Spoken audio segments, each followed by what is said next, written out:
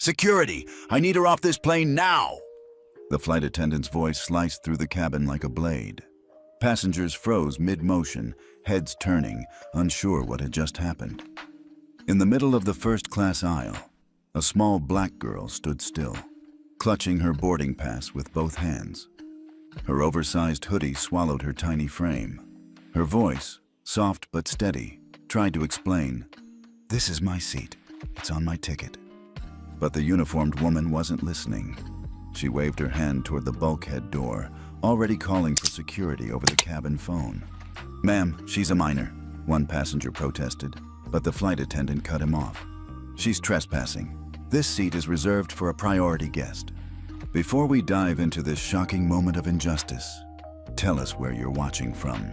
Because what happens next will shake everything you believe about power, privilege, and a little girl with a secret legacy. 12-year-old Aria Westbrook hadn't wanted to sit in first class. She hated attention. She hated small talk. And she especially hated when people looked at her like she didn't belong. But this was her father's routine. "Fly comfortable," he always said. "You deserve to take up space in this world." She had heard it so many times that she could almost believe it, until moments like this shattered the illusion. That morning had started like most travel days. Early wake-up, security lines, noise, the usual chaos of a crowded airport. Except this time, her father wasn't with her. He had to take an earlier flight to New York for a board meeting, trusting his assistant and security team to escort Aria through the airport. "Aria's got this," his assistant Kendra had said confidently. "She knows the routine." She did. Until now. As the flight attendant's accusations grew louder, Aria's skin prickled. Not from fear, from something older, colder, familiar. She had seen this look before, in malls, at hotel lobbies, even school events. That mix of suspicion and disbelief. A black girl, alone, in a space deemed too luxurious for her. Aria felt every eye in first class turn toward her, some curious, some uncomfortable, others silently complicit. No one moved.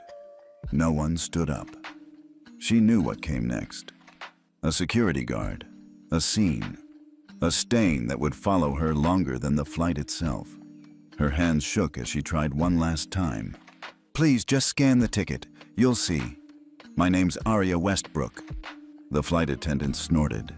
"You expect me to believe a little girl like you has a seat up here? Do I look stupid?" Aria blinked. Her throat tightened. It wasn't just the humiliation. It was the growing dread in her chest, because she could feel the panic attack creeping in, slow and inevitable, like waves closing in on a shore. That's when a voice crackled through the intercom. "Cabin crew, please stand by." The captain. A pause, a break in the script.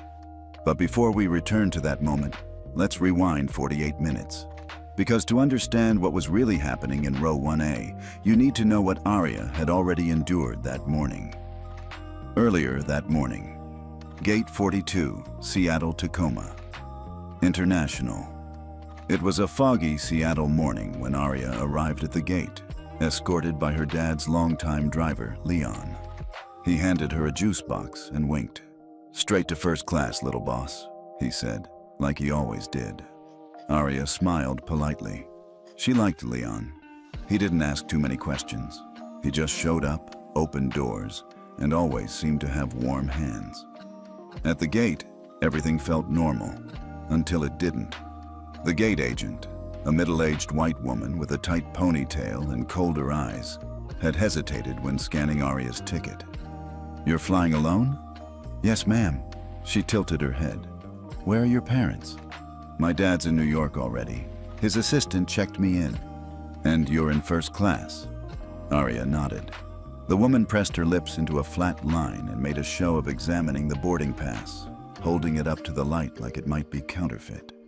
Aria stood still, her backpack pressing awkwardly against her shoulders. "Wait over there," the woman said. "I need to make a quick call." Aria obeyed. She always obeyed. That was part of the unspoken deal. You don't talk back, you don't make waves, and maybe they'll let you exist peacefully in spaces you're not expected to be in. 5 minutes passed, then 10. Other passengers boarded. Some glanced at her. One even smiled sympathetically. Finally, the gate agent waved her forward with a stiff nod. "You can board now." No apology, no explanation. Aria walked down the jet bridge with a tightness in her chest she couldn't shake present. 35,000 feet and falling trust. The flight attendant hadn't even asked for Aria's name. Just saw a black child in a hoodie and decided, wrong place. "I'll need to speak with whoever brought her here," she said, scanning the cabin. "This child is clearly not authorized." Aria's breathing picked up. Her hands trembled. The panic was winning. But just as the flight attendant reached for the cabin phone again, a voice came from behind. "Is there a problem here?" The new speaker wore a Navy uniform with 3 gold stripes on his sleeve. Co-pilot. The flight attendant straightened. "This passenger is in the wrong seat." "Her ticket?" he asked calmly. "She claims to be in 1A, but..." "Then scan it," the co-pilot interrupted. "Let's just verify." The attendant hesitated. Then, reluctantly, she pulled out her handheld scanner. Beep. Passenger name, Aria Westbrook. Seat 1A. Status, Platinum Legacy. Silence. The co-pilot looked at her. "Seems like she's exactly where she's supposed to be." The flight attendant's mouth opened, then closed. Passengers stirred. Someone coughed. Another whispered, "Unbelievable." Aria stood still. Her knees wobbled. Her breathing slowed. But something inside her had shifted. She wasn't afraid anymore. Not right now. Because for the first time today, someone had spoken up for her. And that wasn't the last time it would happen. Not today. Not when the name Aria Westbrook still carried weight beyond what anyone on this flight could imagine. By the time Aria sat down in the airport security office, the buzz of adrenaline had dulled into something colder, heavier. Her heart still thudded, not from fear exactly, but from the sharp sting of public humiliation. Just 10 minutes ago, she was standing in the first-class boarding lane, holding her ticket like everyone else. Now she was here, in a room that felt more like an interrogation chamber than a customer service station. The walls were blank, the lighting too harsh. A security officer named Patel sat across from her, his tone polite but mechanical. Next to him, the flight attendant, Miss Landry, she'd said, stood with her arms folded tightly across her chest, her jaw tight. "So, let's go over this again," Officer Patel said, clicking his pen. "You were attempting to board Flight 792 to Atlanta?" "Yes," Aria said, her voice low but even. "I was standing in the priority lane. My father booked me a first-class seat." Miss Landry scoffed. She was standing there without a guardian. No minor should be traveling in that section alone. It looked suspicious. Aria blinked. "I'm not a minor." Patel looked up. "How old are you?" 12. Landry smirked. "Exactly. But I have a valid ID," Aria said. "It's a youth travel authorization issued by Sky North. I've flown solo before." Patel flipped through the paper copies in front of him, most of which had been printed off after Miss Landry had flagged her presence. "There's no sign of fraudulent documents here," he murmured. "Everything seems in order." Miss Landry leaned in. "Look, I don't care what paperwork she has.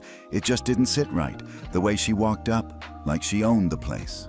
Aria flinched at that, like she owned the place. The words echoed differently inside her. If only Miss Landry knew. Patel turned to her again. "Do your parents know where you are?" "Yes," Aria said, choosing her words carefully. "My mom dropped me off. My dad is waiting in Atlanta." "Do you have a number we can call to confirm?" She hesitated. Her hand went to her phone, but then stopped. She'd promised, no family calls unless absolutely necessary, and she wasn't ready to break that. Instead, she opened her purse, pulled out the letter, folded 3 times, on thick personalized paper, and slid it across the table. Patel read it, then blinked. This is signed by Malcolm Westbrook." "Yes," Aria said quietly. He looked up. As in the Malcolm Westbrook, CEO of Horizon Partners? She nodded. Miss Landry froze. What? Arya didn't answer. Let them sit with it. Officer Patel seemed to realize belatedly that the room had shifted. Let me just make a quick call to confirm your travel details, all right? Arya didn't speak as he left the room. Left alone with Miss Landry, the silence was sharp. You should have said something earlier, she muttered. Could have avoided all this. I shouldn't have to prove I belong somewhere, Arya said, her voice quiet but firm. Landry turned, eyes narrowing. Listen, kid, there are rules and there's common sense. And common sense says a kid like you doesn't belong in first class unless someone's trying to pull something. A kid like me? Arya repeated. Landry hesitated, realizing too late how it sounded. Before she could dig deeper, Patel returned, this time walking straighter. Her seat checks out, confirmed under priority booking, and the executive line confirmed. She's under the Special Horizon Travel Directive. Everything's legit. Landry's face went pale. Patel turned to Arya. You're free to rejoin your boarding group. I'll escort you back myself. Sorry for the inconvenience, Miss Westbrook. Miss Westbrook. It was the first time someone in this building had said her name with weight, but it didn't feel like a victory. As Arya stood, she looked at Miss Landry one more time. I may be 12, she said, but I'm not invisible. She followed Officer Patel out. As they walked through the hallway, he glanced at her sideways. I hope you don't take this the wrong way, he said. But people are going to make assumptions. It's not right, but that's the world we live in. Arya nodded slowly. I know, but that doesn't mean I have to accept it. They reached the gate just as boarding resumed. Passengers turned as Arya walked back through the waiting area with the officer beside her. Some whispered, others just watched. She felt every stare. Patel handed her ticket back and gave her a gentle nod. Safe flight, Miss Westbrook. She gave him a polite smile, but her eyes were already scanning the gate. Landry was still there, pretending to be busy at the kiosk, but Arya could see the tension in her shoulders, the way her hands shook slightly as she tapped on the tablet screen. She was worried. Good, because this wasn't over, not even close. The terminal at Lexington International buzzed with the midday rush. Pilots briskly wheeled carry-ons behind them. Parents herded restless children, and airport announcements punctuated the air with rhythmic urgency.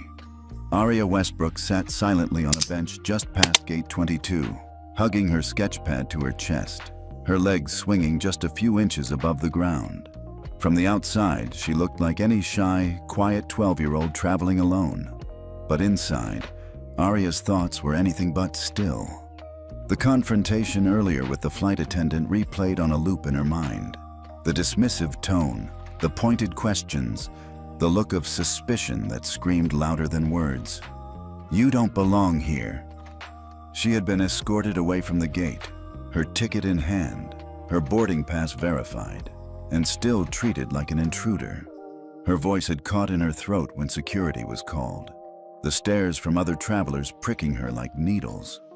She hadn't cried then, but the pressure in her chest now felt like an overinflated balloon threatening to burst. You okay, sweetheart? A janitor had asked gently while mopping nearby. Arya managed a nod and a faint smile. She wasn't okay, but she wasn't going to say that out loud. Not yet. She reached into her backpack and pulled out her phone. The wallpaper showed a photo of her and her grandfather at the annual Sky North Aviation Gala. He was in his tux, a proud arm draped over her shoulder, and she was wearing the same navy blazer she had on now. Hair pulled back neatly, smile soft but confident. She stared at the photo for a long time, then opened her messages. To Grandpa. Subject: They tried to kick me off the flight again. Same airline. Gate 22. Can you help? She hit send and then clutched the phone to her chest, her breathing shallow. She knew she had every right to be in first class. She knew her name was on that ticket, but none of it seemed to matter when people only saw a black girl, alone, dressed too neatly, asking for too much. 30 miles away, Everett Westbrook, a man whose name never appeared in press releases, but whose influence quietly funded 3 of the largest airline tech platforms in North America, read the message in his car. He didn't react outwardly, but inside, something old and fierce stirred. "Turn the car around," he told his driver. "We're going to Lexington International, now." Back in the terminal, Aria stared at her sketch pad, trying to distract herself. She flipped to the last drawing she'd made, a plane soaring above a cityscape. The tail bore the logo she'd designed for a fictional airline in her art class. Sleek, futuristic, wings folded like an origami bird. In that world, no one got questioned at the gate. No one was told they didn't belong. "You must be Aria Westbrook." She looked up. A woman in a crisp navy blazer with the name tag Shelby stood there, flanked by a security officer. "Please come with us. Your flight's been reassigned." Aria stood slowly, her eyes narrowing. She didn't say a word, just clutched her sketch pad tighter and followed. Meanwhile, at the Sky North corporate tower, a call from Everett Westbrook was triggering emergency protocols. His assistant, Janine, was already alerting airport liaisons. "Full sweep," he ordered calmly. "Every team member involved in that flight. Names, histories. I want statements." "Yes, sir." "And the board?" "Tell them we're delaying the IPO briefing until further notice. My granddaughter was profiled by a crew we partially fund. There are going to be consequences." Back at the airport, Shelby led Aria to a small holding room. It looked more like a bad dentist's office than a place for a child to wait. Aria sat quietly, staring ahead. "You can call your parents now," Shelby said. "Or whoever." Her tone wasn't cruel, but it wasn't kind either. "I already did," Aria replied quietly. "And you just made a big mistake." Shelby smirked slightly, then walked out. 10 minutes later, she wouldn't be smirking, because 10 minutes later, Everett Westbrook himself would be stepping through the terminal doors. The story wasn't about to go viral just yet. There were no cameras, no hashtags, just one very powerful man walking calmly toward justice. Aria watched from the holding room as the door opened and her grandfather entered. For the first time all day, her hands stopped shaking. Everett didn't say a word to her at first. He just knelt in front of her and looked her in the eyes. "Are you okay?" She nodded. "I didn't cry." "You didn't have to. I'm going to make sure they do." As he stood, the expression on his face was not one of anger. It was strategy, calculation, and something colder. Retribution. And as the pieces began to shift in the background, HR files pulled, internal emails reviewed, and statements recorded, Shelby and her entire team would soon realize that they hadn't just insulted a quiet black girl. They had ignited a reckoning. And the name Westbrook? By tomorrow, it would no longer be one they forgot. The sterile lighting of the security office made Aria Westbrook feel even smaller than she already did. She sat on a cold metal bench, her backpack on her lap, clutched tightly like a lifeline. The flight attendant who had dragged her from the lounge stood by the door, arms crossed, mouth tight with judgment. Another uniformed guard tapped something into a computer, pretending not to glance at her every few seconds. "This is ridiculous," Aria muttered to herself, heart pounding. "I didn't do anything wrong." Outside the small office, travelers passed by, unaware that a 12-year-old girl had just been removed from a first-class lounge like a criminal. Her cheeks burned with humiliation. She felt the sting of tears press against her eyes, but she refused to let them fall. Not here, not in front of them. The door opened. Another man in a dark suit entered. He had an air of quiet authority. He didn't look at Aria right away. Instead, he went straight to the flight attendant. "What happened?" he asked. The woman straightened. She refused to show identification and claimed she was a guest in the lounge. She wouldn't leave. When I asked who she was, she got defensive. The man turned toward Aria now. "What's your name?" "Aria Westbrook," she said, her voice firm but low.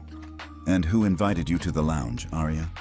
She reached into her backpack and pulled out the sleek black envelope with the gold crest.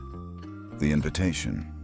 It was creased now from how tightly she'd been holding it. She held it out. He took it and read. His eyebrows twitched. Where did you get this? From my dad. He told me to wait in the lounge before our flight. And your father's name? Jonathan Westbrook. The man blinked. The air in the room shifted. The security guard who had been typing paused, eyes lifting. The flight attendant snorted. That's not funny. It's not a joke, Arya said, standing now, even though her knees felt like jelly.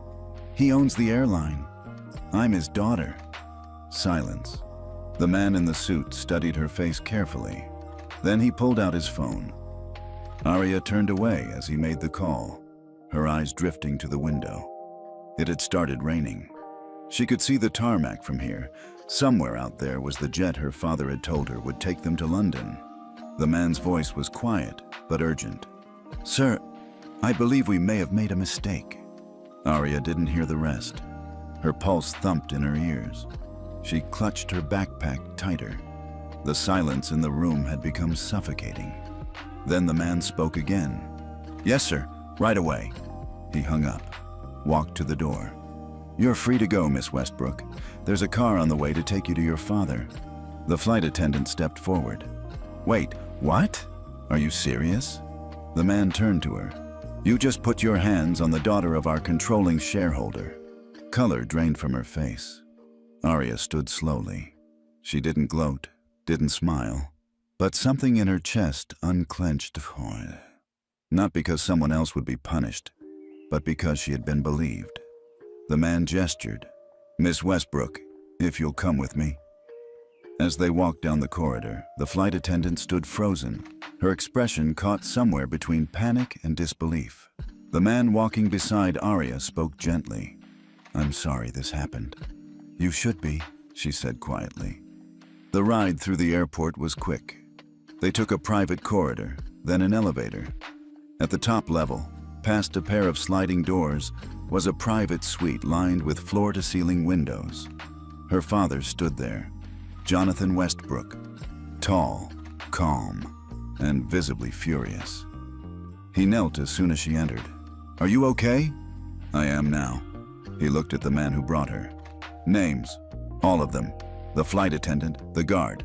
I want reports filed and personnel reviews by the hour. Yes, sir. Jonathan turned back to Arya. I told them to expect you. Someone didn't get the message. That's not your fault. She nodded, finally allowing herself to relax. She wanted to cry, to hug him, but she just sat next to him instead. Calm, composed, like he always told her to be. Jonathan's phone buzzed. He looked at it, then smiled, but it didn't reach his eyes. The board's on. They're watching security footage now. The entire flight crew will be briefed before we take off, but first, we'll walk through the lounge. Together. Why? He stood. Because sometimes, walking in truth is the best way to make people remember who you are. And so they did. Jonathan Westbrook, owner of the airline, walked through the VIP lounge holding his daughter's hand. Every conversation quieted. Every eye followed them. And behind them, that flight attendant was being escorted out by two executives. Arya didn't look back. She didn't need to. The morning after the security incident at the airport lounge, Arya Westbrook sat silently in the back seat of the town car her family used when traveling. The cityscape of Atlanta blurred past the tinted windows, but Arya hardly noticed. Her mind replayed the events over and over. The disbelief on the faces of the guards, the humiliation of being dragged away like a criminal, and the fear that lodged itself deep in her chest. In her hand, she clutched a small leather-bound journal, a gift from her grandmother. Inside, she had begun documenting everything that had happened. Every word, every look, every action. She wasn't sure yet what she was going to do with it, but writing it down made her feel like she had control over at least something. Across town, Malcolm Westbrook sat in his office on the top floor of the Dominion Ventures building, the skyline stretching wide beyond the wall of glass. His phone buzzed with updates from his legal and communications teams, but he kept his attention fixed on a grainy security image paused on his screen. In it, his daughter, his only living child, was being escorted out of a lounge she technically owned more than 40% of. His jaw tightened. There would be no quiet settling of this. Not this time. Downstairs in the communications wing, Evelyn Nash, the firm's longtime VP of Public Strategy, was already at work. She was preparing a three-phase whisper campaign, not to expose anyone, yet, but to shift public perception. Evelyn understood what few did. Power didn't move with lawsuits or threats. It moved with narrative. The first step? Leak footage of Arya being removed from the lounge, but stripped of sound and context, framed to suggest bias and abuse of authority. It wouldn't go viral for its cruelty. It would go viral because of what it revealed. A young black girl being treated like an intruder in a space she quietly owned. "Let them start asking questions," Evelyn said calmly to her assistant.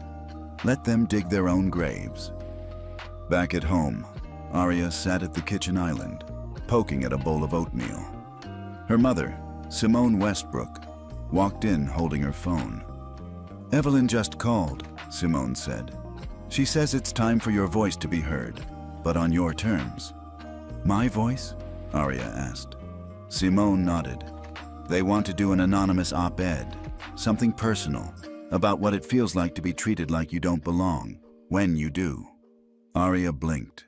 She had so many feelings, she wasn't even sure where to start. But maybe that was the point. Maybe sharing her side would help her own healing too. "Okay," she whispered. "I'll try." 3 days later, a piece titled, "I was dragged out of a lounge my family helped build," appeared on a high-traffic editorial platform. It didn't name names, it didn't point fingers, but it struck a nerve. The comments poured in by the thousands. Mothers, teachers, black professionals, airline employees, travelers. The story tapped into something deeper than just one incident. It spoke to a lived reality many knew too well. And while Arya remained unnamed, some sharp-eyed users made the connection. "That looks like the Dominion kid. Did you see who owns the lounge she mentioned? Wait a second. Is this about Sky North?" And just like that, the Whisper campaign had its teeth. At Dominion HQ, Evelyn monitored the public sentiment closely. The story was spreading without them needing to amplify it overtly. Now came Phase 2, influencer seeding. Former flight staffers, travel bloggers, black professionals with platforms. One after another, they shared personal stories of being questioned, denied, disrespected. Arya watched the unfolding storm from her bedroom. Each new voice added weight to her own. And still, no one had said her name, until the airline responded. A terse statement appeared on Sky North's social feeds. "We take these allegations seriously. An internal review is underway. We are committed to equitable treatment for all passengers." Arya stared at the statement, then laughed. "Allegations," she muttered, "as if there wasn't video, as if I imagined it." But Evelyn had warned her. The real battle hadn't started yet. "You ready for the next step?" Evelyn texted that evening. Arya stared at the phone. Was she? She looked at her journal, still open on her desk. On the last page, she had written one sentence the night it happened. "They thought I was nobody." She picked up her pen and added, "They were wrong." She picked up the phone. "Yes," she said. "Let's begin." Arya sat at the edge of her bed, the early morning light filtering through the penthouse windows. Seattle's skyline glimmered beyond the glass, but her eyes were fixed on the envelope in her hands. A simple white envelope with her name, handwritten in neat, familiar strokes. Arya Westbrook. Her grandmother's handwriting. The weight of it pulsed like a heartbeat in her hands. This was what she had come for. What the entire last 48 hours had led her to. It had been tucked inside a safe, hidden behind a false panel in her late grandfather's study. Inside were two things, this envelope and a thin file folder marked Sky North in bold letters. Neither gave answers outright. Both promised revelations. She glanced toward the breakfast nook where her grandmother, Evelyn Westbrook, stood calmly stirring a spoon through a cup of chamomile tea, as if she hadn't just dismantled their entire family history the night before. "You okay, darling?" Arya nodded, though her fingers trembled. "Can I open it now?" Evelyn gave a soft smile. "It was always meant for you." Arya broke the seal carefully, lifting out a single folded letter. Her eyes scanned the lines, the voice of her father, whom she barely remembered, rising from the page. "If you're reading this, it means your grandmother has decided it's time. I hope you're ready for the truth, even if it changes everything you've believed about yourself. About me." She read in silence, the words soaking into her bones.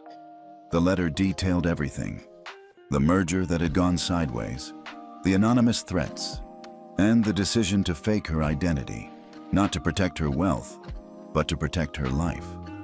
Her father, Aaron Westbrook, had uncovered a corrupt financial alliance among 4 rival airline CEOs. When he tried to expose them, one of them retaliated, causing the accident that took his life. Evelyn, with her political reach, had erased Arya's name from public records, replacing it with a new identity, hiding her in plain sight. "They were going to kill you next," the letter read. "We had no choice." Arya folded the letter slowly, her heart pounding. "I thought I was just a girl with a secret last name." Evelyn walked over, placed a gentle hand on her shoulder. "You are so much more. You are the rightful heir to the Westbrook Foundation and the controlling trust that holds a stake in not just Sky North, but 3 of their competitors. Your father set it up to ensure you would never be powerless again." Arya blinked. "Then why now? Why let me live like a regular teen until this moment?" Evelyn exhaled. "Because power given too early destroys more than it protects. But what happened at the airport? That changed everything." Her mind flashed back to the scene. Security guards dragging her through the terminal, the humiliation of being accused of trespassing in first class. The entire world watching, recording. The hashtags, the headlines. "You think they know who I am now?" Some do. And the ones who don't? They will. But now you can meet them on your own terms, with truth, not shame. Arya sat back, letting the truth settle. So many things made sense now. The secrecy, the private tutors, the heavily guarded vacations. Even Barrett, the quiet family driver who had doubled as her shadow for as long as she could remember. She turned to the Sky North folder next. Inside, balance sheets, ownership structures, flight crew evaluations. But tucked at the back was something far more telling. A list of names. Executives, board members, and next to them, handwritten annotations in Evelyn's sharp cursive. Malcolm Haynes, CEO, Sky North Airlines. New Aaron, suspected of whistleblower suppression. Janet Kroll, Chief of Security. Ordered Arya's removal. Liam Chen, majority stakeholder. Soft target. Arya closed the folder. Her voice was steady. "So what now? I own them?" Evelyn nodded slowly. "You own enough. But power doesn't just come from ownership. It comes from how you use it. And you, my dear, get to choose." A flicker of fear passed through her. Then resolve. She stood, clutching both the letter and the folder to her chest. "Then it's time they knew who I am. All of them." Her grandmother nodded once. "Then we start with the boardroom." By noon, Arya found herself in a sleek black sedan, pulling into the underground garage of Sky North's corporate headquarters. Barrett sat behind the wheel, silent as always. But his eyes met hers in the rearview mirror, watchful, proud. "Allegations," she muttered, "as if there wasn't video, as if I imagined it." But Evelyn had warned her. The real battle hadn't started yet. "You ready for the next step?" Evelyn texted that evening. Arya stared at the phone. Was she? She looked at her journal, still open on her desk. On the last page, she had written one sentence the night it happened. "They thought I was nobody." She picked up her pen and added, "They were wrong." She picked up the phone. "Yes," she said. "Let's begin." Arya sat at the edge of her bed, the early morning light filtering through the penthouse windows. Seattle's skyline glimmered beyond the glass, but her eyes were fixed on the envelope in her hands. A simple white envelope with her name, handwritten in neat, familiar strokes. Arya Westbrook. Her grandmother's handwriting. The weight of it pulsed like a heartbeat in her hands. This was what she had come for. What the entire last 48 hours had led her to. It had been tucked inside a safe, hidden behind a false panel in her late grandfather's study. Inside were two things: this envelope and a thin file folder marked Sky North in bold letters. Neither gave answers outright. Both promised revelations. She glanced toward the breakfast nook where her grandmother, Evelyn Westbrook, stood calmly stirring a spoon through a cup of chamomile tea, as if she hadn't just dismantled their entire family history the night before. "You okay, darling?" Arya nodded, though her fingers trembled. "Can I open it now?" Evelyn gave a soft smile. "It was always meant for you." Arya broke the seal carefully, lifting out a single folded letter. Her eyes scanned the lines, the voice of her father, whom she barely remembered, rising from the page. "If you're reading this, it means your grandmother has decided it's time. I hope you're ready for the truth, even if it changes everything you've believed about yourself. About me." She read in silence, the words soaking into her bones. The letter detailed everything: the merger that had gone sideways, the anonymous threats, and the decision to fake her identity, not to protect her wealth, but to protect her life. Her father, Aaron Westbrook, had uncovered a corrupt financial alliance among 4 rival airline CEOs. When he tried to expose them, one of them retaliated, causing the accident that took his life. Evelyn, with her political reach, had erased Arya's name from public records, replacing it with a new identity, hiding her in plain sight. "They were going to kill you next," the letter read. "We had no choice." Arya folded the letter slowly, her heart pounding. "I thought I was just a girl with a secret last name." Evelyn walked over, placed a gentle hand on her shoulder. "You are so much more. You are the rightful heir to the Westbrook Foundation and the controlling trust that holds a stake in not just Sky North, but 3 of their competitors. Your father set it up to ensure you would never be powerless again." Arya blinked. "Then why now? Why let me live like a regular teen until this moment?" Evelyn exhaled. "Because power given too early destroys more than it protects. But what happened at the airport? That changed everything." Her mind flashed back to the scene. Security guards dragging her through the terminal, the humiliation of being accused of trespassing in first class. The entire world watching, recording. The hashtags, the headlines. "You think they know who I am now?" Some do.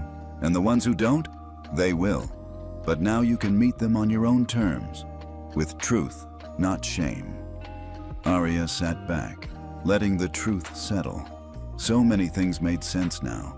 The secrecy, the private tutors, the heavily guarded vacations. Even Barrett, the quiet family driver who had doubled as her shadow for as long as she could remember. She turned to the Sky North folder next. Inside, balance sheets, ownership structures, flight crew evaluations. But tucked at the back was something far more telling. A list of names. Executives, board members, and next to them, handwritten annotations in Evelyn's sharp cursive. Malcolm Haynes, CEO, Sky North Airlines. New Aaron, suspected of whistleblower suppression. Janet Kroll, Chief of Security. Ordered Arya's removal. Liam Chen, majority stakeholder. Soft target. Arya closed the folder.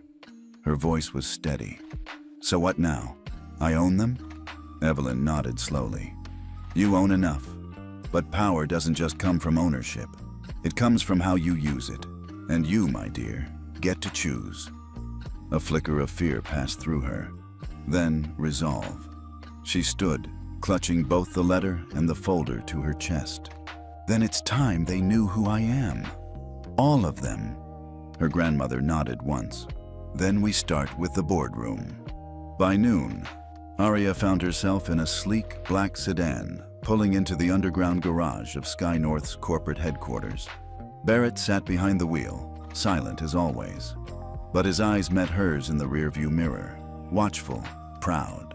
Dressed in a tailored blazer Evelyn had picked herself, Aria no longer looked like the girl dragged from first class 2 days ago. She looked like someone who belonged. Barrett opened her door and escorted her to the private elevator, swiping a key card only Evelyn and a few others possessed. She stepped inside alone. The doors closed, and the numbers climbed. Aria's heart beat in her ears. She remembered the airport, the pain, the shame. Now, she was walking into the lion's den with teeth bared. The elevator dinged, and when the doors opened, Aria Westbrook stepped out, not as a scared girl, but as the force her father had prepared her to become. And Sky North had no idea what was coming next. The sterile light of the security office stung Aria's eyes. The space was cold, overly air-conditioned, with the faint chemical scent of floor disinfectant clinging to the air. 2 uniformed officers stood beside her, arms crossed, while a third rifled through her small carry-on bag with methodical indifference. Aria sat still, her wrists resting awkwardly on the hard plastic chair. Her heart thudded against her ribcage like a fist on a locked door, but her face remained blank. She'd learned from her mother, never let them see you crack. "You think I stole that ticket?" she finally asked, her voice calm but edged with steel. Officer Moreno looked up. He was older, his lined face tight with weariness rather than suspicion. But the younger woman beside him, Officer Lake, flinched at the question. "Ma'am," Moreno said, his tone tired, rehearsed. "We're verifying a discrepancy. You're not listed in our system as a passenger on Flight 773 to Atlanta."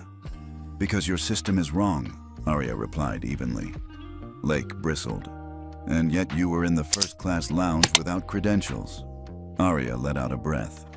Not a sigh, just a slow release of the frustration curling beneath her ribs. "My name is Aria Westbrook. Look again." But they already had, over and over, and yet no listing had appeared. Because the booking hadn't come through a standard portal. Because her mother didn't do things the standard way. When the door opened and the flight attendant who had started all this stepped in, Aria felt her knuckles tighten around the edge of the seat. Margot Pierce. Her name was now seared into Aria's memory. Margot didn't even look at her at first. She walked straight to the officers. "Sorry to interrupt, but I just wanted to confirm what I saw. The girl was behaving suspiciously. I did what I thought was best given the circumstances." "Suspiciously?" Aria echoed, rising to her feet.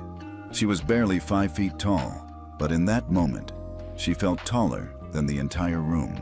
Margot turned slowly, and the smug smile faltered for a second. "Just a flicker. You mean sitting quietly in a lounge and minding my own business? That was your idea of a threat?" "I didn't say threat. I said suspicious." Aria felt her chest rise. The room shrank to just the 2 of them. "You didn't like the way I looked. That's what this was." Silence. Officer Moreno cleared his throat. "Ma'am, if you could please wait outside." Margot lingered, but eventually left. Aria could feel her gaze on her back the entire time. When the door clicked shut, Moreno turned back. He looked at Lake, then at Aria. "We need to make a call." Aria nodded. "I already did." He raised an eyebrow. She met his gaze with full force. "You can ask to see your manifest again, or you can check who owns the Sky North loyalty fund that underwrites your quarterly bonuses. Either way, I suggest you do it fast." Lake blinked. "Wait, what?" Before Aria could respond, the landline on the officer's desk rang. Moreno answered. One word from the other side changed everything. "Yes, sir." "Yes, understood." He hung up. His face had gone pale. He stood, stepped back, and said something Aria would never forget. "Miss Westbrook, we deeply apologize. It seems there's been a misunderstanding." You're free to go." Lake looked baffled. "Sir?" "That was Deputy Director Barnes," Moreno said. "Sky North Board Liaison. He said the girl is not only a passenger, she's the reason your salary got approved last month." Lake stared at Arya. Who are you?" Arya didn't answer. She walked past them, slow and sure. Not a strut, but something deeper. In her bones, she could feel it. The weight of legacy. The force of bloodline. When the office door closed behind her, she exhaled. Barrett was waiting in the hallway, phone in hand. "It's handled," he said softly. "Thank you." He studied her a moment. "You okay?" Arya gave a tight nod. "I will be." But her mind was racing. Margot hadn't just humiliated her. She had triggered something. A memory, a fire, a voice. Never let them decide who you are. Not even for a minute. Her mother's words. As they walked toward the elevator that would take them back to the terminal, Barrett's phone buzzed. He glanced at it, then turned the screen toward Arya. By noon, Arya found herself in a sleek black sedan pulling into the underground garage of Sky North's corporate headquarters. Barrett sat behind the wheel, silent as always. But his eyes met hers in the rearview mirror, watchful, proud. "Your mother. Press conference starts in 15. You want to watch?" Arya stopped walking. "No," she said. "I want to be there." Barrett tilted his head. "You sure? It's across the city." "I'm done being hidden. Done being someone who needs to be handled. I'm showing up." She turned to him. "I want them to see exactly who they tried to erase." The ride to the Sky North downtown tower was quick, but every second stretched with anticipation. Arya watched the streets roll by. The city was still unfamiliar, but today it felt like a battleground, and she wasn't scared. In the building lobby, people paused as she walked past. A few recognized her, most didn't, but they would. The press room was already half full. Her mother stood near the podium, speaking quietly with a communications aide. When she looked up and saw Arya at the entrance, something flickered in her eyes. Shock, then pride, then resolve. She raised a hand to stop the event prep. "Let her through." The reporters stirred as Arya approached. Sienna Westbrook moved to meet her daughter halfway. Her voice was low but urgent. "You don't have to do this." "I know," Arya said. "I want to." Her mother searched her eyes. Whatever she saw there, it was enough. They turned together toward the room. Cameras adjusted. Flash bulbs began to pop. Sienna leaned to the mic. "Before we begin, there's someone you should meet." She stepped aside. Arya took the microphone. She didn't fidget, didn't pause. Her voice was clear. "My name is Arya Westbrook, and today, someone tried to erase me." Gasps. Cameras. "They thought I didn't belong, because I was young, because I was black, because I was quiet." She glanced at her mother, then back. "But I come from a long line of women who don't stay erased. I know who I am, and soon, so will everyone else." And that was how it began. The real beginning. Not of scandal, not of headlines, but of Arya stepping out of the shadow. Into her name, into her blood, into her spine. The black town car rolled to a smooth stop at the private entrance of the Sky North Executive Terminal. Arya sat silently in the back seat, her hands gripping the hem of her coat. Her heart pounded in her ears. Beside her, Barrett checked his watch. "We have a 15-minute window," he said quietly. "Enough time for the board to review the footage, and for you to be seen." "Not heard?" Arya asked, her voice tinged with sarcasm. It was how she masked fear. Barrett gave her a half smile. "Heard if you want to be, but seen first. That's more powerful." The car door opened and Arya stepped out into the cold evening air. The Sky North headquarters loomed ahead like a fortress of glass and steel. Just behind its reflective facade sat the boardroom where decisions affecting thousands of lives were made. She'd grown up in the shadow of this building, but never in its light. Inside the lobby, security officers were already buzzing. A woman in a tailored navy blazer stepped forward. "You're not authorized," she started, then froze as Barrett stepped in front of Arya and handed over a phone. On the screen was a paused video clip. "You might want to watch that before you embarrass yourself," Barrett said smoothly. The woman watched. Her face paled. Without a word, she stepped aside. The security gate clicked open. Arya walked through. Upstairs, Malcolm Hayes stood at the end of the long boardroom table. Around him sat 12 men and women, each a shareholder or strategic partner. On the screen behind him, paused footage from the Sky North terminal. "We've reviewed the preliminary edit," Lisa Chen said. "The full footage is being delivered to CNN and the Wall Street Journal tonight. Unless, of course, the board has a better idea." There were murmurs. One board member, a silver-haired man with a clipped British accent, leaned forward. "You're saying this girl is your daughter, and she was publicly humiliated?" "No," Malcolm replied. "I'm saying she is your future CEO." A sharp intake of breath. Then, the door opened. All heads turned. Arya stepped into the boardroom like she belonged there, because, in truth, she did. "Good evening," she said, her voice more steady than she felt.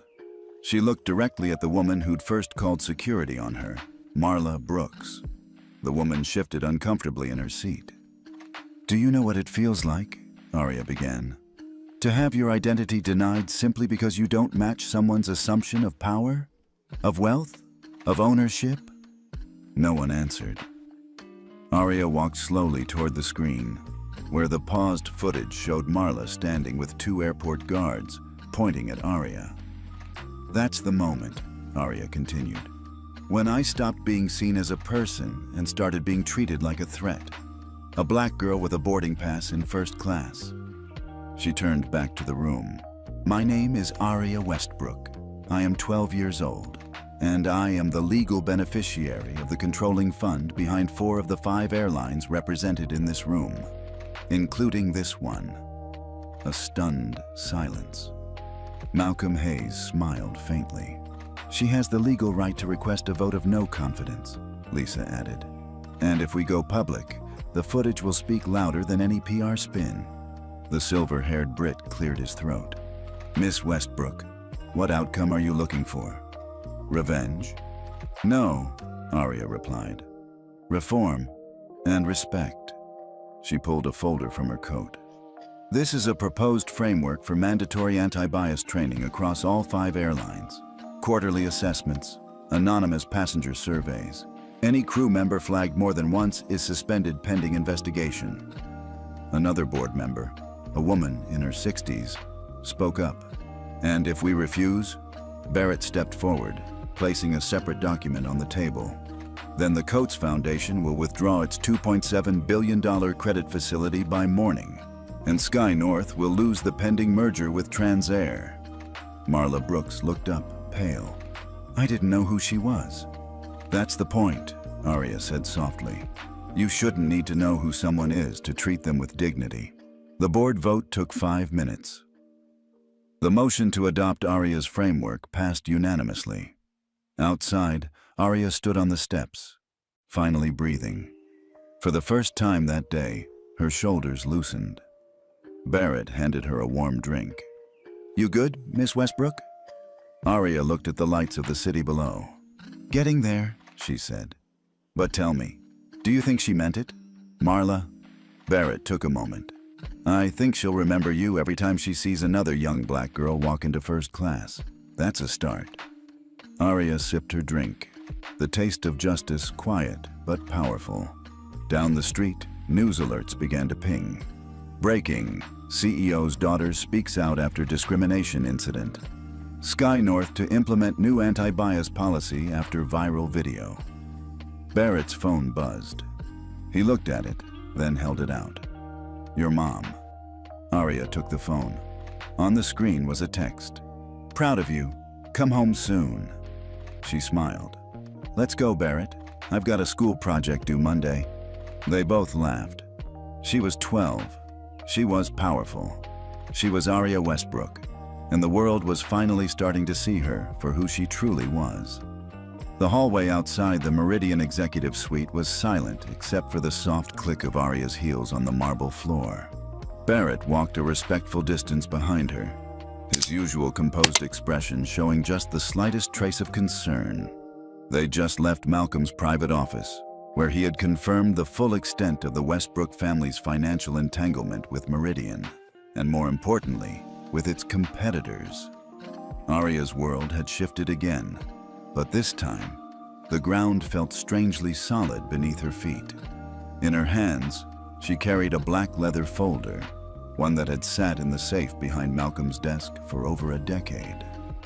Inside were documents her mother had instructed the firm's legal team to preserve under Contingency Code 418, a sealed equity agreement, private memos between former board members, and most shocking of all, a handwritten letter from Evelyn Westbrook herself. It was addressed to Aria. She hadn't opened it yet. Part of her was terrified. Terrified it would confirm her worst fears, that her mother had known everything and said nothing. That Aria had been groomed from childhood not just for protection, but for strategy. A tool in a corporate chess game. But part of her needed to know.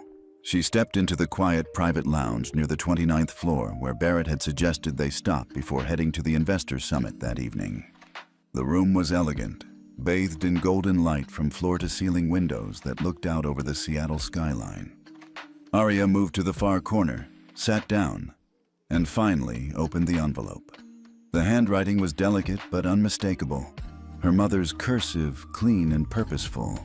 "My dearest Aria, if you are reading this, it means you've uncovered the truth, or at least a portion of it. I have always believed you would. You have your father's resolve, but your own clarity of spirit. When I chose to step away, it wasn't out of fear, it was strategy. I didn't want you to inherit my battles, only the keys to winning your own. This airline. It doesn't belong to the board, or the shareholders, or even to the public. It belongs to those who have suffered within it and still chose to rise. That's why I've kept you hidden in plain sight. The day would come when they'd test your right to belong, and when it did, I needed you to be underestimated. So when you proved them wrong, the correction would echo.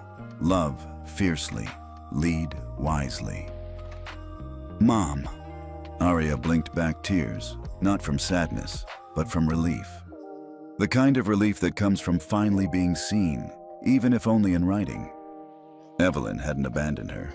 She had prepared her. Barrett stepped forward, quietly placing a glass of water on the table beside her. "Everything all right?" he asked. "She knew," Aria said, voice low. "She planned this, all of it." He didn't ask for clarification. He simply sat across from her and gave her the silence she needed to process. Later that evening, the ballroom at the Grand Meridian Hotel shimmered with the soft glow of crystal chandeliers and the buzz of aviation elite. The summit was supposed to be a celebration. Meridian's IPO announcement had been projected for Q3, and the board had spent months quietly courting foreign investors. But the air tonight felt different, tense. Because Evelyn Westbrook's daughter had arrived, escorted by Malcolm Hayes. When Aria entered, the murmur began. Who is she? Why is Hayes walking beside her? Wasn't she that girl from the first-class incident? Malcolm stood tall but said nothing. He didn't need to. His presence beside Aria was statement enough. She belonged here. As they reached the front of the ballroom, Lisa Chen stepped up to the mic to open the summit. Her voice was calm, precise, like always. Before we begin, I'd like to recognize a guest who embodies the very future this industry must embrace. Not just because of her last name, but because of what she represents. A pause. Aria Westbrook. Gasps echoed. Board members whispered furiously to one another. A few looked outright panicked. Aria walked to the podium, heart steady now. This wasn't about anger anymore. It was about accountability. 3 days ago, she began, I was treated like an intruder on your aircraft. I was escorted off a first-class seat I paid for, simply because someone didn't believe I belonged there. They didn't know who I was, or maybe they didn't care. The ballroom was dead silent. What they didn't know was that I'm not just a passenger. I'm not just a daughter. I'm a majority rights holder in the fund that controls the $2.7 billion credit line, underwriting 5 major airlines, including yours. And I've spent the last 72 hours freezing every single cent. Shock rippled across the crowd.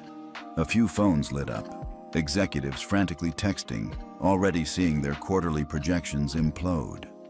Arya continued, "But this isn't just about revenge. It's about reform. Starting tonight, Meridian will be required to adopt the Westbrook Standards, a system of evaluation, training, and accountability for every member of your frontline teams. You want the money to keep flowing? Then you treat every passenger like they belong, especially the ones you think don't." She stepped back from the mic. It was done. Back in the car afterward, as the skyline blurred past the windows, Barrett turned to her with quiet pride. "Your mother would have been proud." "She already told me," Arya replied, placing the folded letter back into her bag. "Have you ever had someone try to silence you in a moment that mattered most, only to realize it made your voice louder in the end? Let us know if this moment with Arya reminded you of a time you stood your ground when the odds were against you." The conference room was cold. Too cold. Arya Westbrook could feel the chill through her cardigan as she stood before the glass wall, looking out over the terminal.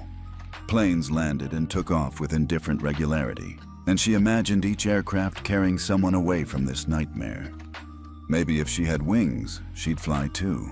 Behind her, the muffled sounds of tense voices filtered through the closed door of the adjacent executive suite.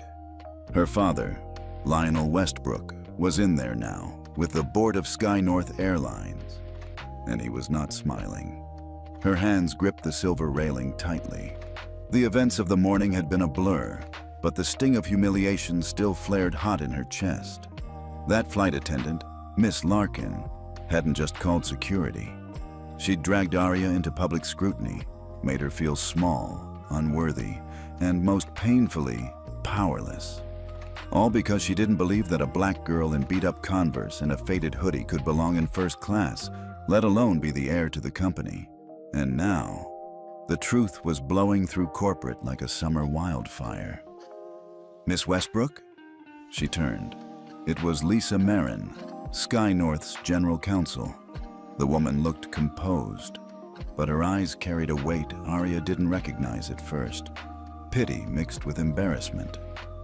"Your father asked if you'd like to join the discussion." Arya raised an eyebrow. "What is there to discuss? I was publicly humiliated by your staff. Pretty sure that's self-explanatory." Lisa flinched, but nodded. "He's making a statement, one the entire company will feel." That got Arya's attention. As she followed Lisa down the hallway, she caught glances, long, lingering stares from executives and managers who had passed her in hallways for years, never knowing who she was. She used to move like a ghost in this building. Lionel insisted it was for her protection. Now her presence crackled with tension. Everyone knew. Everyone had seen the footage. And now, no one could unsee it. The conference room doors opened, and the energy in the room shifted. Her father sat at the head of the table, dark eyes steady, jaw set like granite. Beside him was Chairman Haverly, pale and rigid. On the large screen at the end of the room, the company's code of ethics and public conduct policy glowed against a blue background. "Arya," Lionel said, gesturing to the seat beside him. "Have a seat. You should hear this." She sat, her heart thumping against her ribs.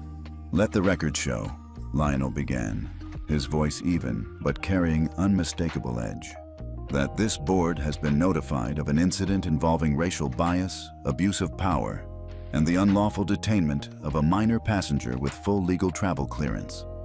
That passenger was my daughter, Arya Westbrook."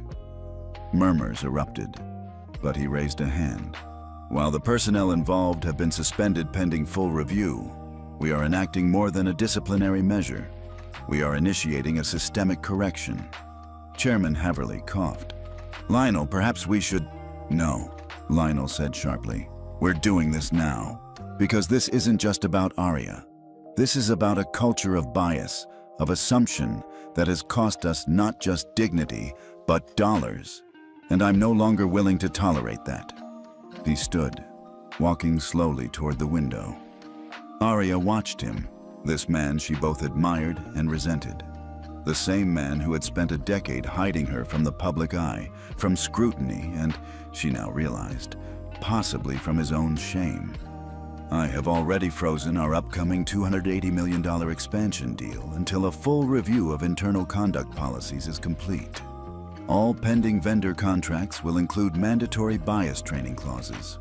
And yes, I have instructed compliance to begin restructuring our executive onboarding protocols. He turned back to them. Because if a child, my child, can be treated like a threat for simply existing in first class, then every passenger of color who boards our flights is vulnerable. That ends now. A silence fell over the room that even the hum of the projector couldn't fill. Then Arya stood. I have something to say too. Her voice was quiet but firm. She could feel every eye in the room on her. I'm not just Lionel Westbrook's daughter. I'm not just a headline. I'm someone who was raised by this company. I used to play with paper airplanes in this building while you all talked about profit margins. I know the faces in this room better than you know mine. Her hands trembled slightly, but she didn't stop. I never wanted to be a symbol, but today I am one, and I'm okay with that. If it means no other girl like me has to be treated like a criminal for existing where she belongs. A beat passed, and then, to her surprise, a soft clap came from the end of the table. Lisa Marin. Then another, and another, until the room was filled with the sound of people clapping. Not out of politeness, but something deeper. Maybe recognition, maybe shame, maybe change. After the meeting, Arya returned to the observation lounge, emotionally drained. Her father joined her minutes later. I didn't know if you'd speak up, he said, hands in his pockets. I wanted to protect you. By keeping me invisible? She replied. He didn't answer. I don't want to be invisible anymore, Arya said, her voice lower now. Not here, not anywhere. He nodded slowly. I was wrong, Lionel admitted. I thought hiding you would keep you safe, but maybe it just kept you from finding your power. Arya looked out the window again. A child was boarding a plane with her mother, her tiny hand gripping a boarding pass. She looked about 8. Her face was filled with wonder. I want a role in the Passenger Equity Initiative, Arya said suddenly. Not as your daughter, as someone who knows what it feels like to be seen as less than human. Lionel smiled faintly. Then you'll have it, on your own merit. She nodded once. It was a start. Outside, the sky over the tarmac was beginning to clear. Not perfect, not healed, but brighter than it had been. The boardroom was too quiet. Every ticking second from the antique brass clock above the panoramic window echoed like thunder in Arya's ears. She stood at one end of the long table, her small hands clenched at her sides. Across from her sat a dozen people, executives in suits, legal advisors, even the head of Sky North's public relations, all staring with varying degrees of disbelief, discomfort, and thinly veiled guilt. Just 36 hours ago, most of them had barely acknowledged Arya Westbrook. She was just another child trailing behind a powerful name, an invisible heiress under the shadow of legacy. But now, in the wake of the terminal incident, her name was on every internal memo, not because of who her father was, but because of what she had done. The silence shattered when Arya spoke. I'm here to ask one question, she said, her voice steady despite the storm raging inside. Who authorized the call to remove me from first class? No one answered. She scanned their faces. Some looked down, some blinked away, some crossed their arms like shields. You all saw the footage, she continued. You all read the reports.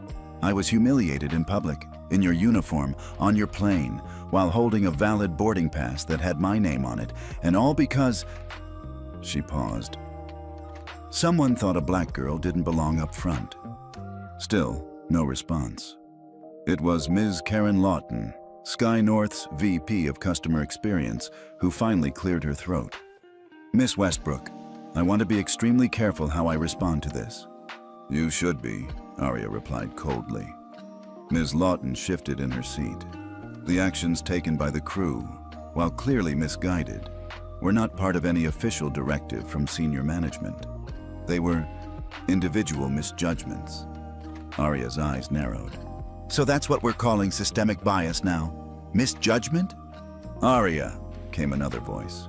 It was Councilman Tay Randall, her godfather and one of Sky North's board observers. He stood slowly, placing a calming hand on the table. "We're not here to deflect. We're here to listen, and we're prepared to act." The room held its breath. Arya took out a folder from her tote bag, the same one she had carried on that cursed flight. She placed it flat on the table, opened it, and pushed it forward. "Then act on this," she said. Inside were 3 items: a formal complaint letter, a digital dossier of discriminatory incidents involving Sky North employees over the past 4 years, and a draft initiative proposal titled Operation Cabin Clear, an internal program Arya had spent weeks researching, designing, and refining with a team of youth equity consultants. It wasn't just an act of protest. It was a blueprint for reform. "I'm not just filing a grievance," she said. "I'm offering a solution. Your brand doesn't need another press statement. It needs a transformation." Ms. Lawton looked through the documents, her brow furrowing deeper with every page. "This isn't a school project," said one of the older board members at the far end of the table, his voice low and skeptical. "You're 16. "I'm 12, Arya corrected, her tone sharper than ever. "And I still managed to do what none of your departments have done in years. Talk to the actual youth flying your airline." A sharp inhale from someone on the left, a suppressed chuckle from someone on the right, but no one dared to challenge her again. Councilman Randall leaned forward. "I've reviewed the initiative," he said. "If we're serious about modernizing our passenger experience, this plan needs to be considered. Immediately." It was CEO Malcolm Hayes who broke the tension. "We're not going to pretend this didn't happen," he said from the head of the table. "I failed to protect my daughter, and this company failed to protect its values." He stood, buttoned his jacket, and turned to Arya. "This board will not adjourn until we vote on implementing your program. Full transparency, real accountability, no more hiding behind PR." Man who had whispered to her on nights when grief for her mother threatened to swallow her whole. Now he was standing as both her father and the CEO of a billion-dollar enterprise, finally using both titles to do something right. "I'm proud of you," he said. Arya didn't respond. She wasn't ready for sentiment. Not yet. The boardroom shifted into motion. Papers shuffled, screens lit up, advisors whispered. But Arya stepped away from the table and walked toward the window, her heart pounding. Outside, Seattle's skyline stretched beyond the glass. The same skyline that had once felt so far above her, unreachable. But today, the glass didn't feel like a barrier. It felt like a window, one she had broken through. Behind her, she heard votes being cast, one by one, all in favor. Her father approached quietly and stood beside her.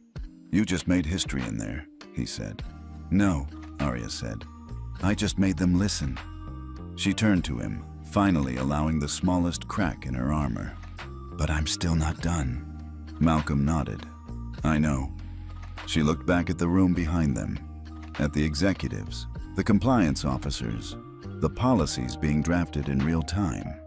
"I want to sit on the Diversity Oversight Committee," she said. "You're 12. "And you said that's when you made your first investment pitch," she reminded him. "I think I'm allowed to match your ambition." A slow grin broke across his face. "I'll make the call." "No," Arya said. "I will." They stood in silence for a moment, then turned together toward the long glass table where change had finally begun. Not out of fear, not out of damage control, but because a girl they thought too young, too angry, too out of place had made it impossible to look away. 2 weeks later, Arya Westbrook stood once again at Terminal D, The same terminal where her story had broken wide open. But this time, no security guards approached her. No suspicious glances tracked her every move. This time, everyone knew exactly who she was, and more importantly, why she mattered. She adjusted the navy blazer over her crisp white shirt. The pin on her lapel was new, a sleek gold-winged insignia of the Sky North Youth Advisory Council, an initiative her boardroom proposal had transformed into policy in just 13 days. It had started with her story, but Aria was determined it wouldn't end there. A group of teen volunteers stood behind her in matching Sky North polos, excited and nervous. They represented the first cohort of youth inclusion ambassadors, and today was their formal induction. Their mission: to observe, report, and recommend improvements based on first-hand passenger experiences, especially from marginalized communities. It was the first program of its kind in the airline industry, and Aria's fingerprints were all over it. Across the concourse, a camera crew from Telltale's Weekly set up near a makeshift podium. The press had been buzzing since the story went viral, especially after the board's public release of the apology, the training overhaul, and the adoption of Aria's Operation Cabin Clear framework. Malcolm Hayes approached quietly from the side, wearing a charcoal gray suit and a soft smile. "You ready?" he asked. Aria didn't answer right away. She looked out at the terminal, watching passengers move through with a little more dignity, a little more care. Several staff members had even been replaced with more community-trained attendants, including 2 from the local NBOACP hiring program. "Almost," she said. "Is Ms. Jennings here?" "Right on time," Malcolm replied. Marjorie Jennings, formerly Winters, walked toward them, still in uniform, but with noticeably softer edges. She looked unsure of her place until Aria offered a genuine smile. "Ms. Jennings," Aria said, extending her hand. "I'm glad you came." Marjorie shook it, visibly moved. "I still can't believe how much you've done in 2 weeks." "Change moves fast when you stop waiting for permission," Aria said with a shrug. "Besides, you gave me the push I didn't know I needed." Marjorie's voice lowered. "I'm truly sorry for how I handled that day. I've learned more about myself in these past 2 weeks than I did in 20 years of flying." Aria nodded, then turned to the gathered volunteers. "Let's give people something worth watching." She stepped up to the podium as the murmuring crowd quieted. The lights from the cameras flared, and phones rose into the air. "2 weeks ago," Aria began, "I was escorted out of this terminal by security, accused of being a fraud, a threat, and most of all, a girl who didn't belong in first class." She paused, letting the memory settle in the room. "That moment could have broken me. Instead, it built this." She gestured behind her to the team of diverse teens, each one representing a different background, gender identity, ability, or income level. "This isn't just about me. It's about the kids who get mistaken for trouble instead of talent. The girls who are told to know their place. The boys who learn to shrink themselves to avoid attention. This is about redefining what belongs up front." She saw eyes watering in the crowd. Parents, teens, even staffers. "I want every child who steps on a plane to know that they don't need a suit or a surname to be treated with basic respect. This program isn't charity, it's accountability. We're not passengers, we're participants in change." Thunderous applause broke out. Cameras flashed. Even Marjorie clapped, tears silently sliding down her face. After the speech, as reporters called out questions and volunteers hugged each other with excitement, Aria stepped aside, breathing in the moment. Malcolm joined her again. "You know," he said quietly, "there are moments I wish your mom could see." Aria smiled faintly. "I think she does." Malcolm placed a hand on her shoulder. "You've changed more than just a company, Aria. You've changed what this family stands for." She looked up at him. "Then promise me you'll keep it going, even after the headlines stop." He nodded. "I will. And when you're ready, the board seat is still yours." Arya grinned. One step at a time, Dad. I've got a flight to catch, literally. As she turned to board, her fellow volunteers followed behind, not as passengers, but as witnesses, leaders, and future decision makers. Have you ever been mistaken for someone you're not, just because of how you look? Share your story in the comments below. Arya's journey proves one voice can lead a whole movement. What would you stand up for if you had the mic?